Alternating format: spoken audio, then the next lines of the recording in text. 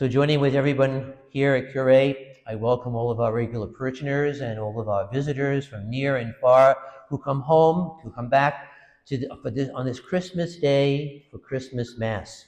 Actually, Christmas Eve has become a bigger number of people coming to Christmas Eve, but it's great that we're all here today. There was a story the other day in the New York Times that people are jump-starting Christmas because now they say that December 23rd, yesterday, of course, December 24th, Christmas Eve, now they say that December 23rd is Christmas Adam, because Adam preceded Eve. And so folks want to have Christmas beforehand so that they can stay home, they don't have to come to church, and have the party celebration beginning earlier. But all of us are here today to on this day to rejoice with the Lord's presence coming among us, and all of us coming together as the family of the Lord.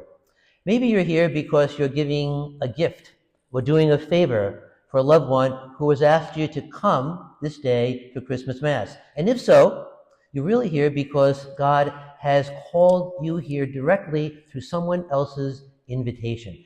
And it's possible that some folks might be here somewhat reluctantly because, well, you may feel hurt or angry at God in some way due to a loss, situation out of your control, disenchanted with the church, whatever it might be. But you're here, and we're all here, because like Mary and Joseph 2,000 years ago, God has us right where he wants to have us. God has us right where he wants to have us. Ready again to be open a little bit more to welcome the Word made flesh, to welcome Jesus in a new way, in a fresh way, through the mystery of Christmas that God is with us. So welcome back and welcome home. Christmas is really all about family. And that's why I use the gospel from Matthew, which is the Vigil Gospel, because it speaks about the human life, family situation of Mary and Joseph. So family life can be both joyful, especially on a day like this, and challenging at times. And even at this time of the year with so many stresses. Family life was challenging, as we heard in the gospel, for Mary, Joseph, and the soon-to-be Jesus. This coming weekend, on Holy Family Sunday, we'll hear the story about Jesus getting lost in the temple and causing his parents great distress and anxiety. Even the Holy Family has struggles, and they suffer through human uncertainties, like Joseph did, and fears. So the question is, what about your family? A few weeks ago, I mentioned during Advent in a homily that I received an early holiday card, not a Christmas card, but a holiday card from one of my 7 brothers who's sort of been on the outs with the family. And this is what the card said. Merry Christmas, brother. I have decided to try to like all my brothers this season. No mention of my 2 sisters, one of who is here in the first row today. And then he goes on to add, we'll see how it goes. We'll see how it goes. Well, maybe that's what God could have said when he created the world and when he launched Adam and Eve into paradise, in the Garden of Eden. We'll see how it goes with human freedom. Since then, my brother decided that he's not coming to our Christmas dinner today. And in the meantime, I found a Christmas card that I'm going to drop off to him later. A Christmas card at CVS. It's a very unusual card, and I was surprised to get it. It's a $10 card, actually. And it says on the cover, naughty or nice detector. And it's sort of like a slot machine. You press the button, and you find out whether you're naughty or nice. So you press the button, and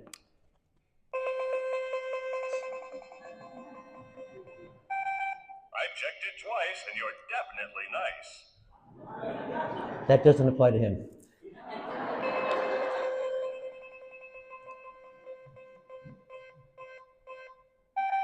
There's always next year.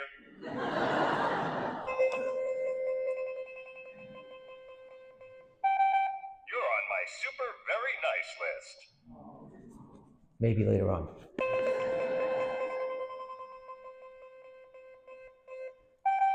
I may have to put your name on both lists. So when you open the card and it says, "Hope your Christmas is really, really nice." So 2,000 years ago and now, it's always about family. That God comes to dwell with us in the family of humankind and in our own individual families. God comes to dwell in a family among us, to live with us in our imperfect world where people are nice and sometimes not so nice, but enable us to make the human race to start again and to start fresh. And that's why we have a new year. That's why we have a new opportunity to start again, always in family life. And it's interesting at this time of the year that the days have started to get a little bit longer. So there's less light, less darkness, and more light. And so the imperfections of Bethlehem make what happened 2,000 years ago real even now. In fact, 2,000 years ago wasn't a very Merry Christmas. Exhibit A is the manger. So you saw Madeline and Owen, they brought up the star and baby Jesus. It was messy then, smelly, dirty, cold, stable. It was messy then and still messy with human imperfections. In fact, as a priest friend of mine often says, it's so uncomfortable, it's so uncertain, it's so messy that it's scandalous, because what God does is what none of us hope to do. The incarnation means that God plunges from omnipotence to powerlessness, from eternity to limitation, from omnipresence to crushing specificity in that particular family, from heavenly majesty to prickly manger straw. So that's a big come down for the maker of heaven and earth, as we profess in the creed. There are cosmic consequences to this divine choice that God makes that brings us here today.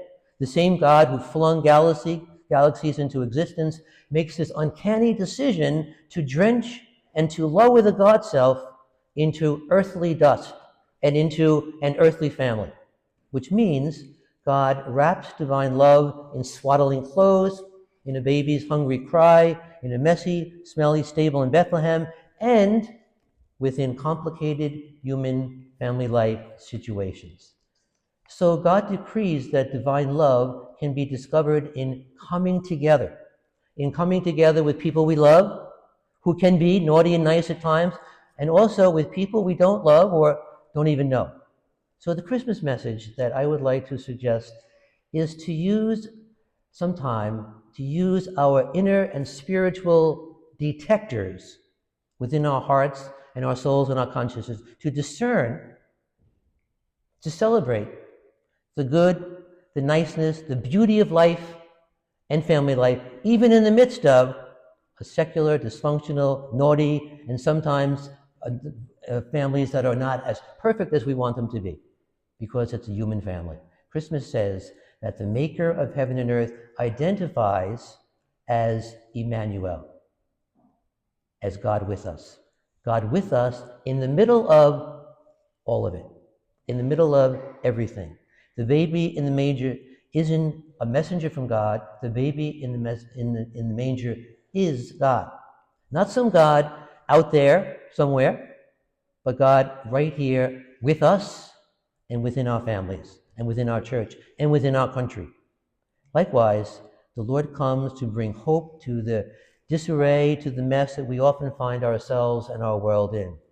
Yesterday actually begins the year 2025 Jubilee year, and I invite you to take home a copy of this beautiful calendar here that is a spiritual journey going through the various churches of the world and taking that journey to know that God is with us, and the theme is Pilgrims of Hope. Pilgrims of hope in the midst of all of the challenges of life. It seems like, we certainly need a lot of hope. And these days are so important to look for signs of hope for our families and in our world. So as I mentioned, Madeline and Owen brought up the gifts. In most churches, Already, the Magi are at the stable, but here, Curie, you notice they are on the baptismal font, still en route to Bethlehem because it's not yet Epiphany. And so, you know the story, after they were interrogated by Herod in Jerusalem, the Magi could have thought not to go, not to continue the journey, not to stay with the project that God had brought them to following the star, and instead detected a different way back home. And yet they stayed the course. And instead of saying, well, let's see how it goes, we're going to get in trouble with Herod, and perhaps the dangers ahead, they continue the journey.